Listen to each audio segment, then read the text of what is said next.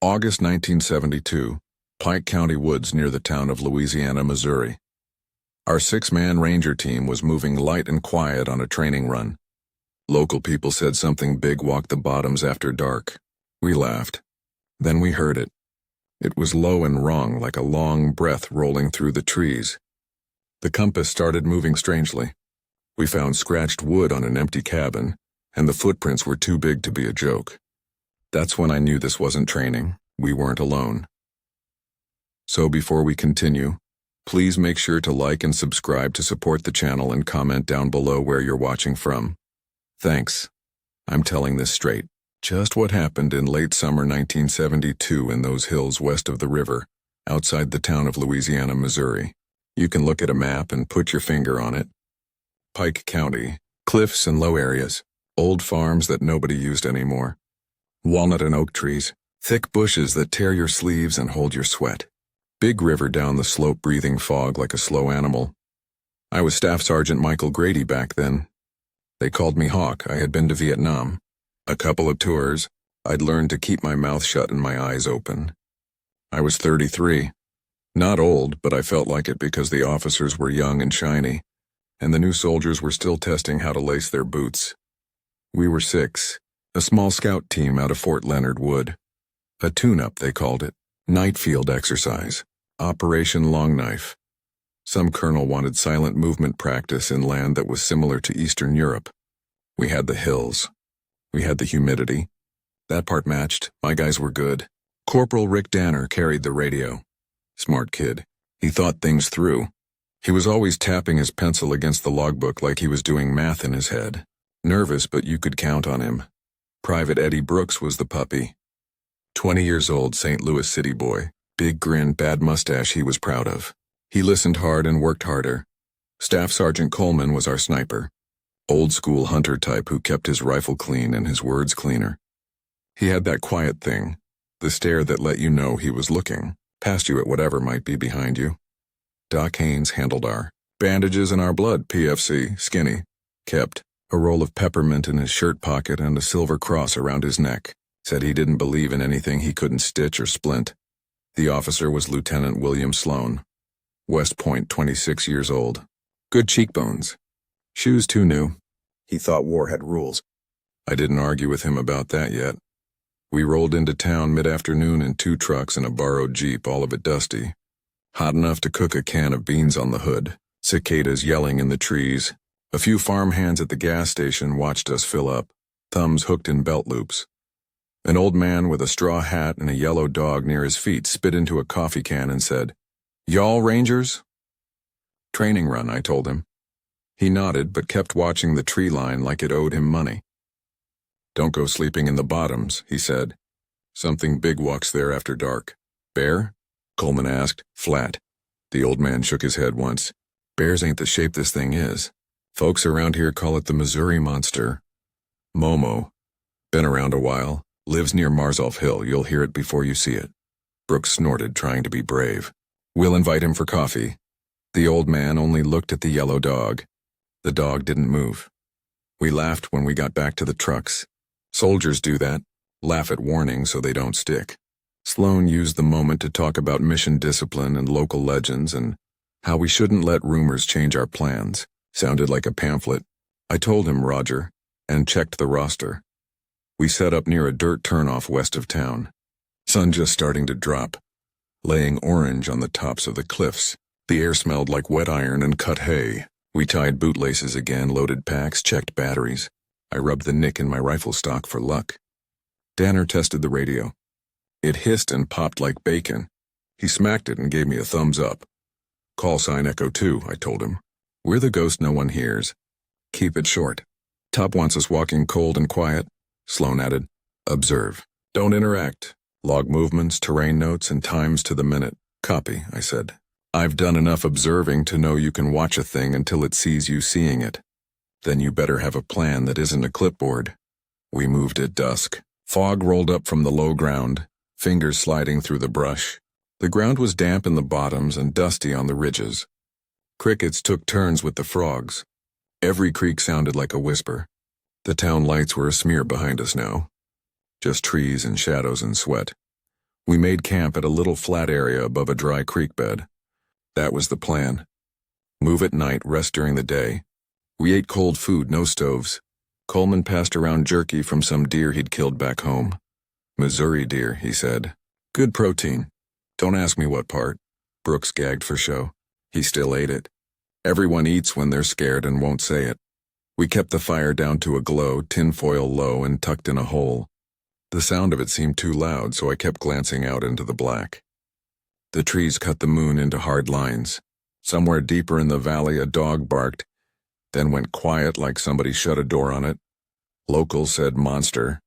Brooks said, smiling, Momo, what kind of name is that? Town fair kind, Coleman said. Or moonshine. Or scarecrow. They like to keep kids out of the bottoms. Or keep you in, Doc said, chewing slow. Folks make monsters to explain why they don't have fences. Bears, Sloan decided. Or black cattle. Or the old man wants to sell newspapers. Our mission didn't change. We move at O200. We'll cut across the creek to the west spur and run ridge to ridge until Echo Ridge. That's your waypoint, everyone. Mind your noise discipline. We are practicing Silent Standard. It's why we're here. Silent Standard, Coleman repeated. What's that again? Tiptoe like a church mouse? Exactly, Sloan said, missing the joke. I looked at the map. It had red pencil lines and grease marks on the paper. Old farmhouses were marked. Fences were down. One fishing cabin near the creek. That could give us cover if the sky opened up. The cliffs were steep. We wouldn't be able to see well if fog sat heavy. I drew a little X on the upper spur. We'll cut here if we need to, I said. Marzolf Tower is beyond. Don't count on it being open. Who names a hill Marzolf? Danner asked. Men who put their names on things, I said, and don't have kids. They laughed a little. It was the kind of campfire talk that keeps hands busy. When the laughs died, the cicadas felt too loud again. I told myself that was just nerves. First nights always feel rough. We put out the glow, turned in. I took first watch with Coleman. He sat still, breathing slow, face blank as wood. You can trust a man like that. He doesn't need to fill the dark with words.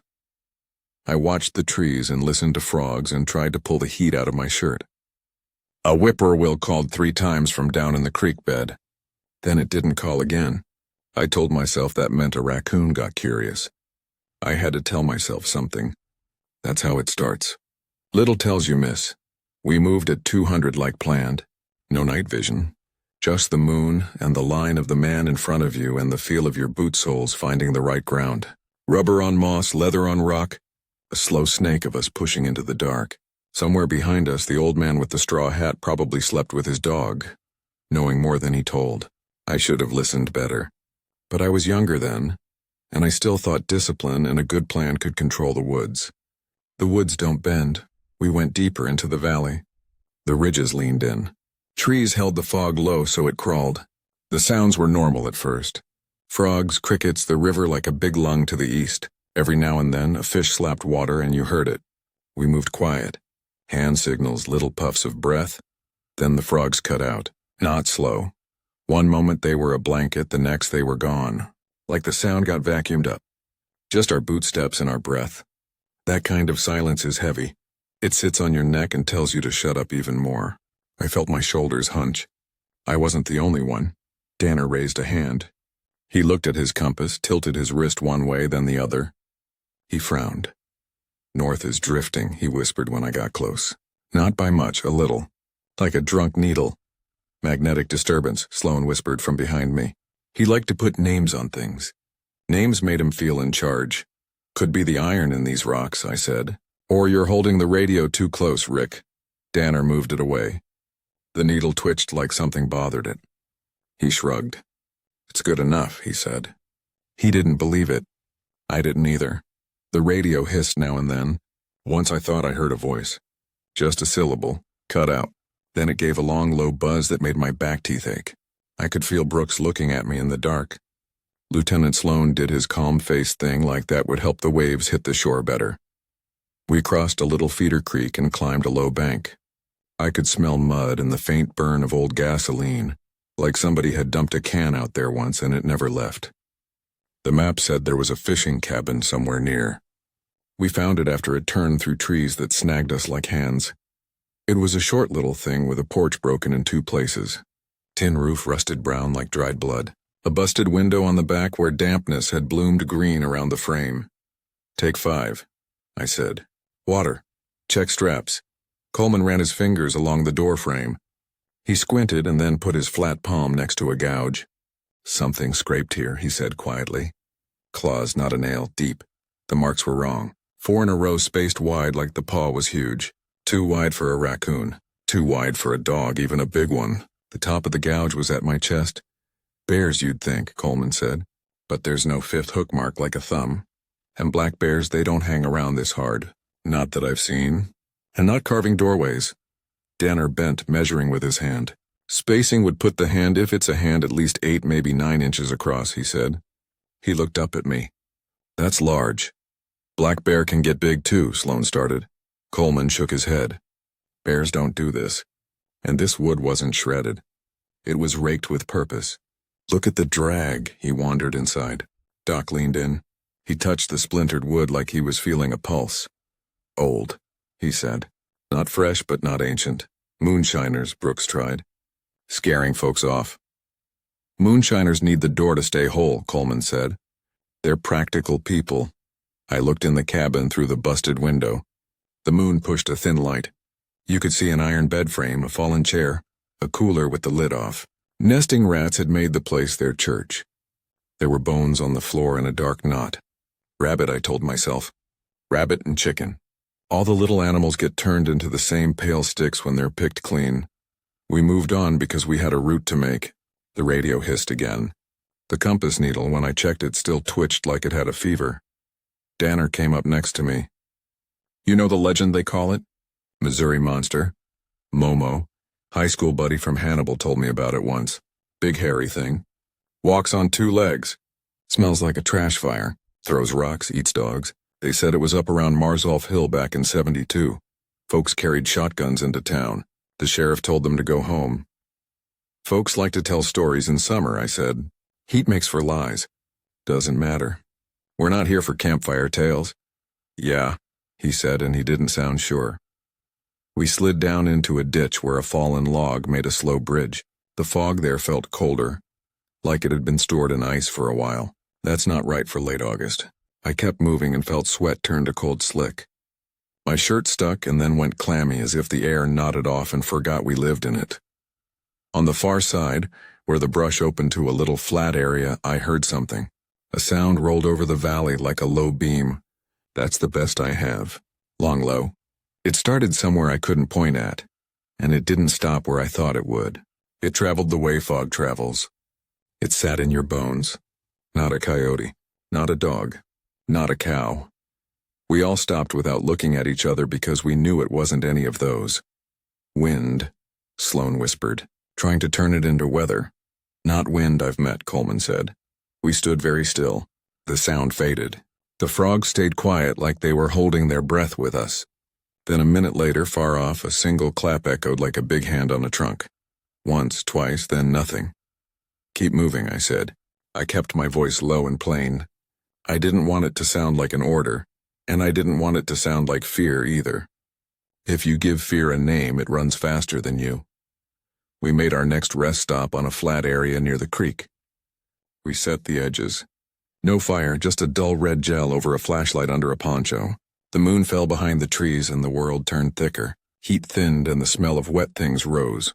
Rot. Sap. Something else. Hair and damp rug like a zoo at closing. It came in waves. The stink. Not steady. It would find you, then pull away, then come back again stronger. A rotten sweetness under the wet fur stink.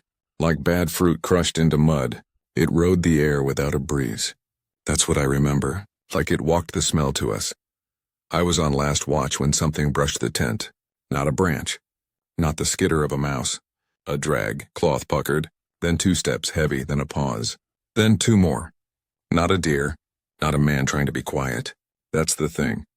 The spacing. It wanted us to hear. I put my hand on the rifle. My mouth went dry and I could hear the little click of my throat when I swallowed.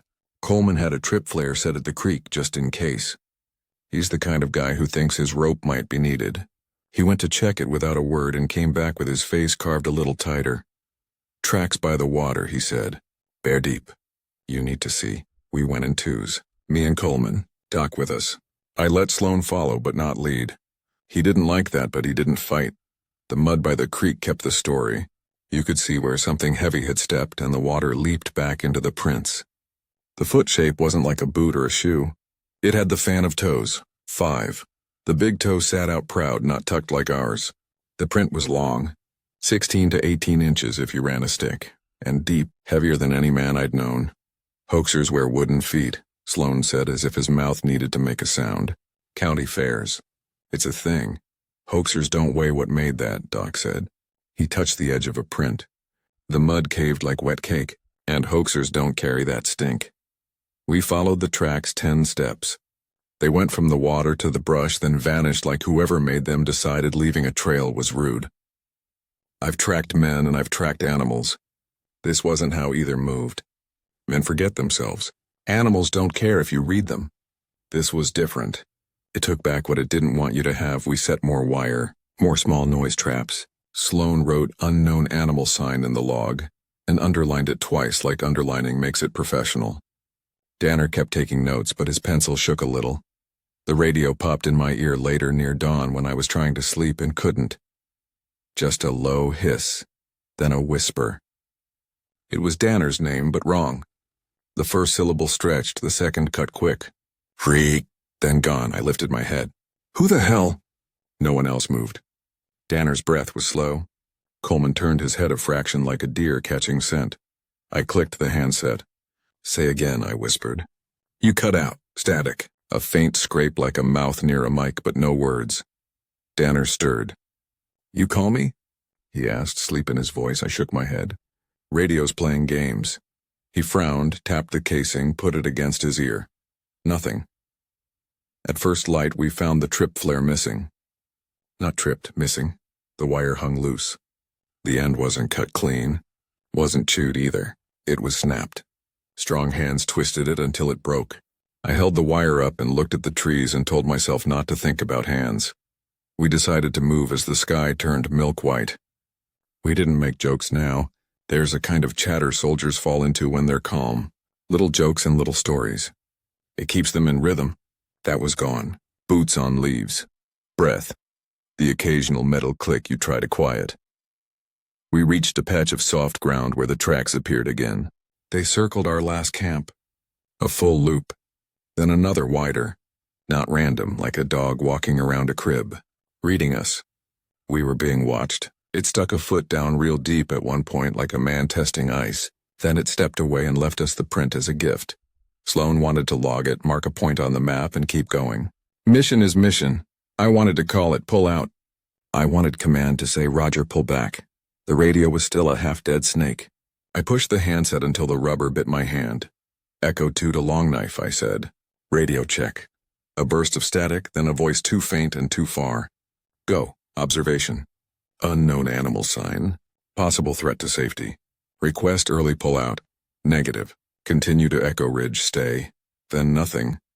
Grady isn't so sure, I thought, mocking myself. I looked at the team. They were looking at me, not at the lieutenant. That's how it was. He had rank. I had their necks, I nodded. We move, I said, eyes up. Stay tight.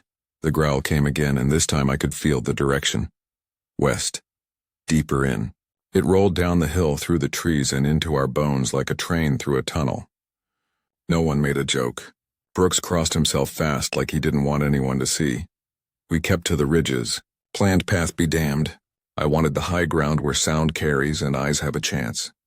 The sky brightened, but the wood stayed dim. The canopy was thick. The air felt full like a bell jar. Birds should have been making their morning racket. They weren't. Every now and then one would give a single clipped call and shut up. That's the kind of thing you learn to hear after years walking places where men kill men.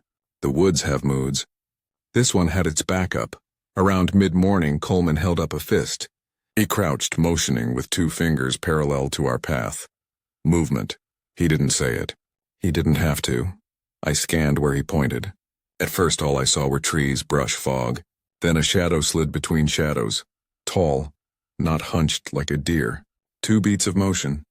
Then it was behind a trunk. I felt the hair go up on my forearms. The shadow moved with no noise my ears could pick up, which is not how big things move in brush. Branches should have snapped. Leaves should have complained. The law of the woods says big makes noise. This didn't. It's paralleling, Coleman whispered. Keeping speed. Eyes on, I said low. No shots unless it attacks. We moved and it moved. I could feel it more than see it. Every now and then there'd be a shiver in the leaves that didn't match the rest. The path between two trunks would fill with a darkness that kept its shape too long. I kept counting heads. 1, 2, 3, 4, 5. I kept coming up with 5 because I was trying not to count the shape that made us 6 plus something. We came to a sycamore scarred 8 to 10 feet up. Bark peeled away in long curls. Fresh enough, the sap still wept a little. The marks were vertical, deep, like someone had taken a rake to it. Way up there. A man with a knife couldn't have reached it unless he brought a ladder and a mean streak. Territory, Coleman said. He said it like a hunter, not a soldier. Like he was reading the sign the way you read a posted fence. Doc squinted up. Traveling show might have lost an ape once, he said. Like he wanted to sound reasonable in front of the officer. Happened in the 40s a few times. Circus outfits. Small ones had chimps or bigger. Some folks kept them. Not a lot of rules. One gets loose, goes wild. To 10 feet up a tree with claws like crowbars, I said. In Missouri, he shrugged. Urban legend starts somewhere. The radio coughed for a second. The line was clear and I heard a strong voice from the fort. Echo 2, you read? Reading, I said, heart picking up. Advise. Proceed to Echo Ridge. Observe and report. Do not engage, repeat, do not engage in the unknown animal tracking us. Request. Negative, continue, observation priority, the line cut. Danner looked at me. It was the first time I saw his eyes go from nervous to scared. The difference is in the whites. They show more when a man stops pretending. We hit an old quarry clearing around noon. White rock, weeds, a rusted tractor belly up like a dead beetle. The fog burned off enough to see our shadows. There were marks in the dust. Drag marks. Not animal. I've pulled deer out of brush and dragged bodies out of holes. The track of a heavy thing that had been pulled and turned leaves a signature. This was like that. Bones lay scattered near one corner where a rain puddle had dried to a ring. Not animal bones. I knew that before I knew it. The shapes were wrong. There were no skulls. No long lower leg bones you could count easy. Pieces cut by teeth that weren't sharp like a cat and weren't flat like a cow. Odd chisel bites. Little piles of hair and dull coins of dried blood. A dog tag chain with no tag. Christ, Doc said under his breath. Sloan lifted his chin like he wanted to reverse what he saw. Wild dogs, he said. Strays, coyotes, scavengers, hunters bring things to clean. No coyote carried this in, Coleman said. He toed the ground and turned up a neat half-moon of hard mud where something heavy had knelt. And we've been paralleled since dawn. It's not the coyotes we're logging. Danner's breathing went up. He took it down by force like he was keeping a well cap on. We are being watched, he said, and no one disagreed. That night came on faster than it should have. Back into the trees, back into the dim. We set a tighter camp. Light discipline down to nothing. Double watch. I told Brooks to keep his safety on unless he saw a throat. He nodded fast. Sweat ran down his temples and I could smell the metal tang of it. The sound started just after we ate. Not the low roll from before. Something closer. High-pitched, somehow deep. I don't have better words. It had a throat to it. Human, almost. Shaped like a word was in there trying to form. It cut through you and left the ends tingling. It sounded angry at the shape of the world. Brooks panicked first. He stood and fired one shot into the dark. The muzzle flash lit the trunks for a second and showed nothing. The shot echoed off the cliff and rolled until it wasn't ours anymore. Stand down, I snapped, my voice quiet and sharp. You don't fire at noise. Not here. Something was moving, he said. His voice was high and thin. Everything is moving, Coleman said. That's what woods do. It went quiet after the shot. Too quiet. Net big blank again. Then far out we heard a thump. Slow, measured, like heavy feet. Not running. Not charging. A walk made to be heard. 1, 2, 3. Then it faded and I realized I'd been breathing too shallow to be useful. We cut the talk to 0. We waited. You can wait forever if you have to. The military trains you for that. But waiting when something you can't name is making the rules, that's different. Time doesn't pass, right? It swells and thins like water in a hose. Near dawn, a mist thick enough to cut with a knife slid up from the creek and wrapped the trunks knee-high. Coleman on watch whistled once in that quiet way, just a breath of air. I joined him by the edge of the camp. He didn't point. He didn't turn his head. He just let his eyes show me a spot where the creek crossed the flat on the far side. There in the mist a shape moved across the water on two legs. Not a trick of branches. Not a man hunched in a coat, tall. Shoulders like a refrigerator. Head set forward, not sitting like a man's. It made 2 steps in a place where I would have needed 4. It didn't splash like it should have. The water parted around its shins and fell back slow. Coleman went flat and slid his rifle out. He found the shape in the scope and I watched the muscle in his jaw jump once. Eyes, he whispered. Amber. The thing stopped as if it heard the word. It turned its head in a way that made my stomach tilt. I've seen men and deer and bears turn to look. This was none of those. It was smoother, like the neck had more room in it. The eyes in the scope flashed back a dull burn, the way a dog's can when you hit it with a flashlight. It took one slow step backward out of the water and vanished into the brush like a piece of dark, glued itself to a darker piece. We held there. You don't jump after something like that. You don't chase shadows at dawn. You hold and then you hope it leaves. It didn't leave. Branches broke out to our left, then to our right. Measured and quick. Not a charge. A circle. Danner lifted the radio and it crackled and then seemed to breathe in his hand. His eyes flicked like a man's in a nightmare looking for a door. Starlight's dead, Brooks whispered of his cheap scope. I got nothing. Save your batteries, I said. Save the fear for when it matters. We had 3 flares left and a handful of chem lights. I signaled Coleman. He launched the first flare over the creek line.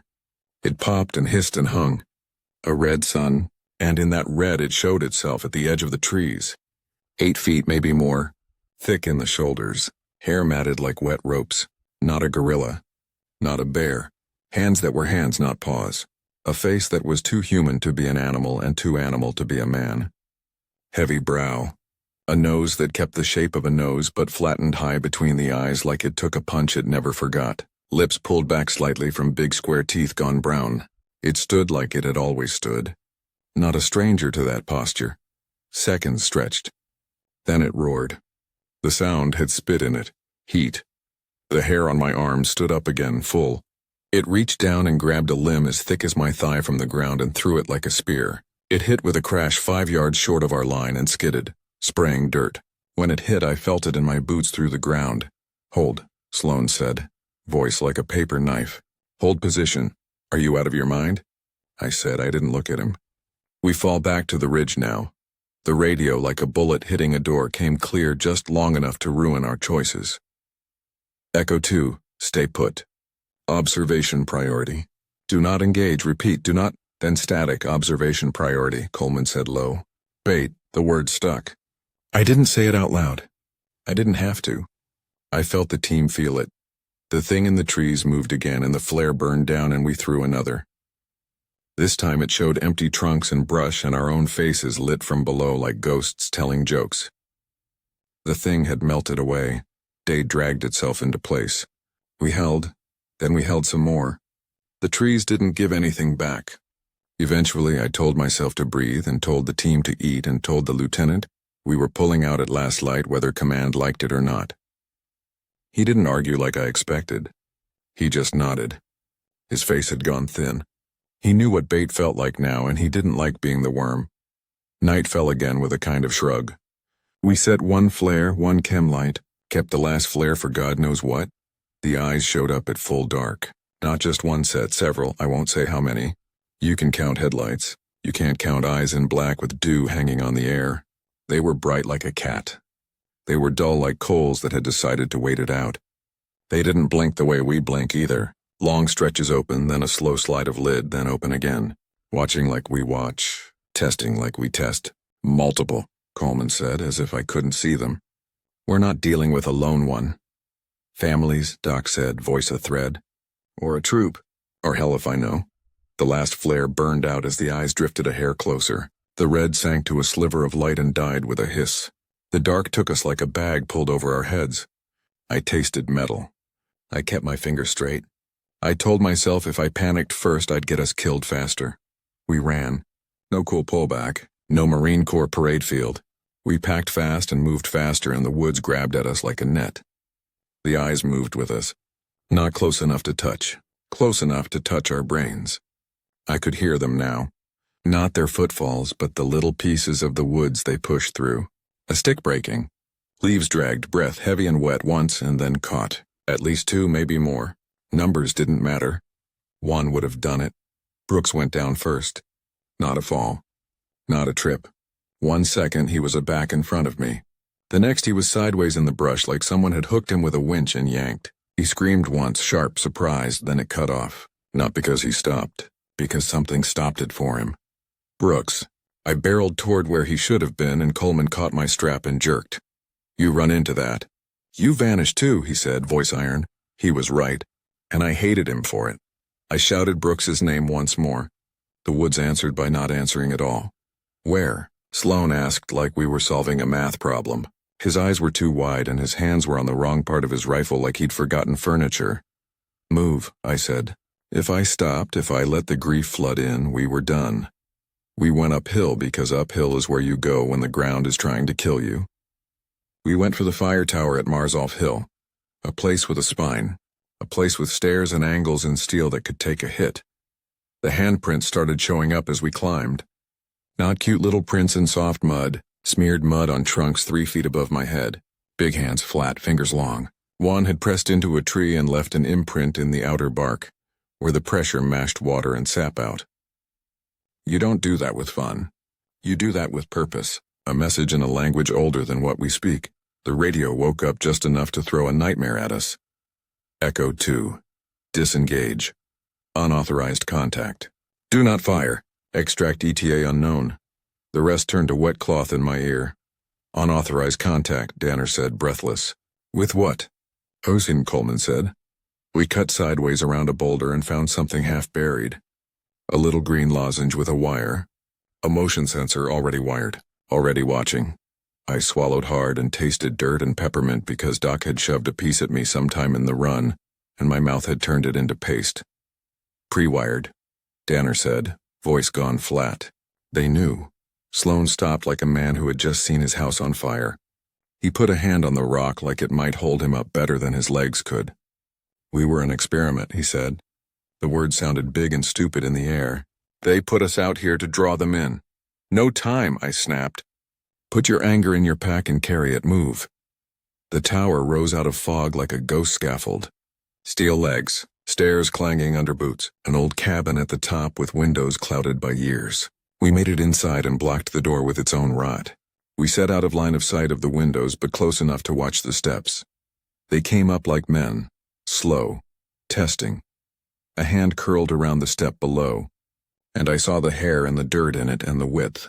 Coleman put the barrel through the floorboards and fired. The sound inside the tower kicked my brain. Outside something screamed. Not a human scream. Not an animal one either. All at once. And too many notes at the same time. The stairs shook like a truck had hit a post. And then it stopped. We heard movement outside like big bodies rearranging themselves in the fog. They rocked the tower. That's what I remember. The metal legs shivered. Bolts squealed. It's an awful sound when the thing you trust to hold you starts to think about it. We crouched, braced, waited. I found a piece of my mouth and bit it until blood brightened the metal taste. I looked at Doc. He had his cross in his palm and wasn't looking at it. He'd just found it and needed it to live in his hand a second. The rocking faded like they decided they wouldn't knock the food over yet. Dawn was bleeding up through the trees. They didn't like the light that much, I know. They moved away slow, without hurry. I put my head against the floor for a second, the way you lay your head against a window on a bus. I could hear them in the ground almost. Or maybe that was my heart. When the sun burned the mist thin, the woods went quiet again in the wrong way. The kind of quiet that comes after a fight when both sides lick their wounds and count their pieces. We counted ours, 4 left. We didn't say Brooks's name out loud because saying a name makes it real, and nothing is real until you let it be. The helicopter came late morning. You hear that sound in your sleep for years after. The chop turns the air into pieces. It was unmarked and loud in the open way a bird isn't. It came in a slow circle and then slotted itself above the clearing like it knew the spot. Ropes dropped. Men slid down. Not in uniforms I recognized. No patches, no names. Faces like closed doors. Carbines. Small and tidy. Hands where we can see. One of them yelled. Voice like a mechanic telling you to move your car. We did it because we were tired and because the tower had shown us how small we were. They put us in the bird like we were sacks going to a different barn. No check on injuries beyond a fast glance. No one said good job. No one said sorry. In the noise I could see the town's water tower in the distance for a second. The paint was flaking. The top had a dent in it I hadn't seen before. Funny the things you remember when your brain is deciding what to keep. They flew us to Jefferson Barracks, landing hard. Quick trot to a low building with no windows in the hall we used. Then doors. Then rooms. Separate rooms. I didn't like that. Separate rooms mean separate stories, and separate stories mean someone is looking for the holes. They started the debrief right away. I've done debriefs. You sit.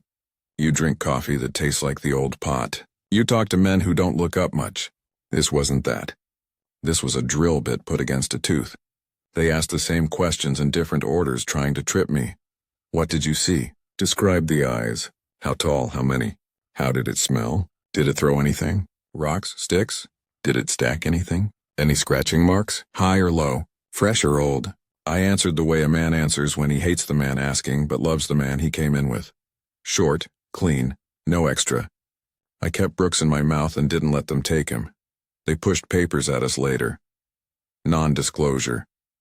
Words like court-martial and sanity evaluation floated through the little room like flies. The threat had weight. I'd been Army long enough to know they could make my life a square box and nail it shut if I didn't scratch where they pointed. Sign, the man said. He was military in posture, not in rank. His hair was tidy in a way you didn't see in field officers. His eyes were tired. He didn't look like a monster. That's the thing about monsters. They wear clean shirts. I didn't sign at first. I was stubborn and stupid.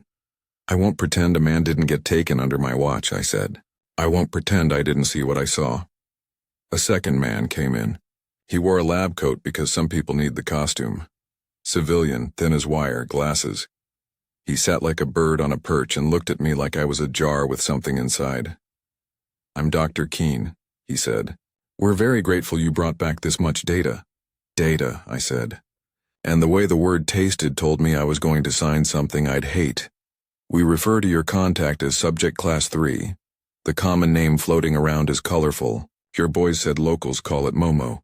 We prefer taxonomic clarity. Homo Ursus suits for now. I stared. Homo what, Ursus? He said Bearman, he said. If you want to be silly. It's not right, but we work with scaffolds until the shape shows itself. They've been known since the 40s. Earlier, if you read the right books in the right rooms. They were not new to you. You were new to them. They took a kid, I said. They shook a tower. They threw a tree. Your sensors were already in the ground. You fed us out there like bait.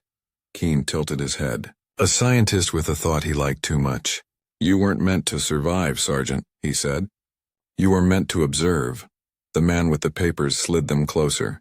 Sign, he said again like a friend offering a smoke after a funeral. Or we make your next 10 years long and quiet. I signed. I hate that I did. But I knew back then what I know now. A man can plant his feet and lose everything he'd need to keep fighting later. I kept what I could hold in my pocket and I told myself I'd use it right. They kept us separate another day. Then they let us sleep. Then they let us go like letting rabbits back into a field after you tagged their ears.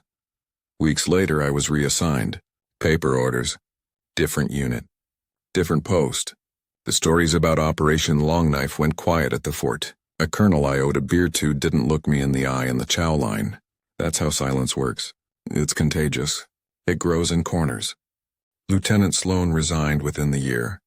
He sent me a letter from a post office box in upstate New York. Said he was thinking of law school or maybe just learning to farm somewhere where the land was honest and small enough to see in a day. He didn't mention the hills or the eyes. He didn't have to. It was in the blanks between his words. Coleman put in for leave and then didn't come back on time. They found him 2 towns away working at a sawmill. Hands raw and happy. He said he'd come when he was ready. They told him, "Come now," he said no. They threw their threats and found out he was heavier than he looked. The army doesn't like a man that can't move with paper. Last I heard, he had a line of traps along a creek near the Arkansas line, and he slept well because his nights were his. Danner stayed in. He got quieter, married a teacher, 2 kids. He still sends Christmas cards, if you can believe it. On the back, he'll write a single line in pencil like a man testing the water. "You hear anything?" Or saw a raccoon print on the porch, laughed too loud. Then the next year, he'll write nothing at all. Doc Haynes got stationed in Germany, sent me a bottle of schnapps with a note. To wash the taste, I didn't open it. I keep it in a box with other things that never got used. I went home to Missouri when I could. Not right away. Years later, I took a long, slow drive the way men do when they're trying to see if a place still has the shape they left it in. The cliffs were still rude and honest. The river still breathed fog and ate shoreline at its own speed. Louisiana had a new diner. The same old water tower. Paint more peeled than before. The gas station where the old man had warned us had turned into a feed store. I looked for the yellow dog and found a sign that said, "No checks."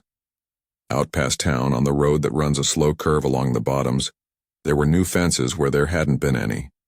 Government metal with that tidy diamond weave. Signs hung every 30 yards. Restricted area. No trespassing. The kind of signs you don't test if you like sleeping in your own bed. I stopped the truck on the shoulder and got out and stood very still. It was late, not quite dark. The cicadas were putting their shoulders into it. The air pressed close. I closed my eyes and let the sound roll. I told myself I was listening for frogs to stop, but that wasn't it. I was listening for a low, long sound rolling down a hill. I didn't hear it. What I did hear was the wind drag itself through the highest leaves and make that whisper that sounds like the world trying to tell itself a secret. So, that's the end of our video. If you made it this far, make sure to hit like and subscribe. It really helps the channel and it's free. And if you want more terrifying encounters like this one, check out the other videos on screen right now. Thanks for watching and stay safe out there. See you soon.